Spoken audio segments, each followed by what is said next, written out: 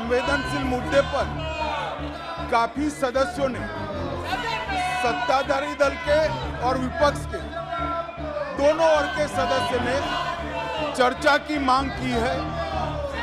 मैं सदन में चर्चा के लिए तैयार हूं। मुझे मालूम नहीं है कि विपक्ष को चर्चा करने देना नहीं चाहता। मेरा विपक्ष के नेता को आग्रह है कि चर्चा होने दे और इस महत्वपूर्ण मसले पर पूरे देश के सामने सच्चाई जाए, बहुत महत्वपूर्ण है।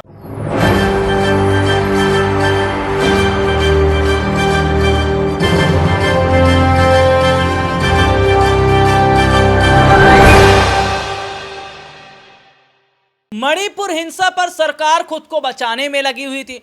भारतीय जनता पार्टी का छोटा सा छोटा नेता, कार्यकर्ता, विधायक, सांसद, मंत्री सब सरकार को बचाने में लग गए। जब देखा कि मणिपुर का मुद्दा सरकार की गद्दी तक पहुंच गया है, मोदी जी की गद्दी पर आंच आ रही है, तो तमाम भारतीय जनता पार्टी की यूनिट, तमाम भारतीय जनता पार्टी के नेता, इकाई प्रेस कॉन्फ्रेंस करते नजर आए, भाग दौड़ करते नजर आए, विपक्ष को घेरते नजर आए। लेकिन जब खुद ही अमित शाह ने खोल दी मणिपुर हिंसा की सच्चाई, तो फिर किया क्या जाए।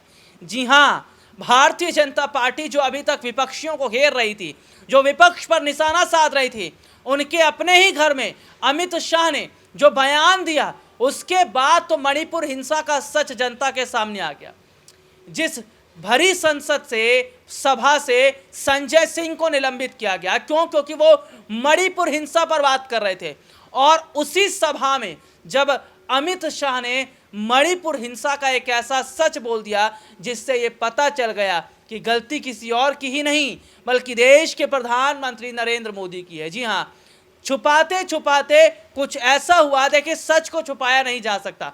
और सच मोदी सरकार का जो सामने आया है, उसके बाद की तस्वीर देखी जा रही है कि अब जनता को पता लग गया कि मणिपुर में अगर आग लगी और मणिपुर सुलग रहा था तो इसके जिम्मेदार केंद्र सरकार थी। देखिए कैसे सदन में खुद अमित शाह ने ही खोल दी मोदी की पोल। देखिए रिपोर्ट। एक बहुत संवेदनशील मुद्दे पर काफी सदस्यों ने सत्ताधारी दल के और विपक्ष के दोनों ओर के सदस्य ने चर्चा की मांग की है। मैं सदन में चर्चा के लिए तैयार हूं। मुझे मालूम नहीं है कि विपक्ष को चर्चा करने देना नहीं चाहता।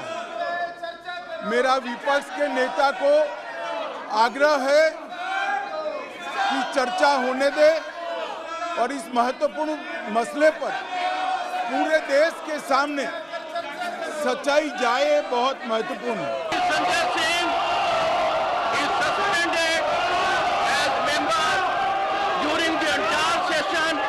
रिपोर्ट आपने देखी जिसमें विस्तार से हमने अपने दर्शकों को दिखाया।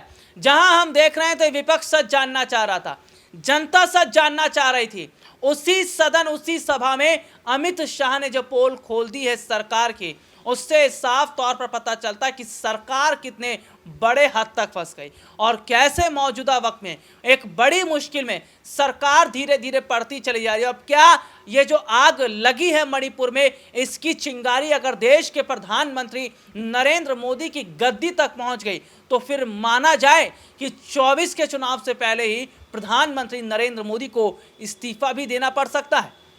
आज के लिए इतना ही। आपसे फिर दोबारा मुलाकात होगी, तब तक के लिए इजाजत दीजिए। नमस्कार।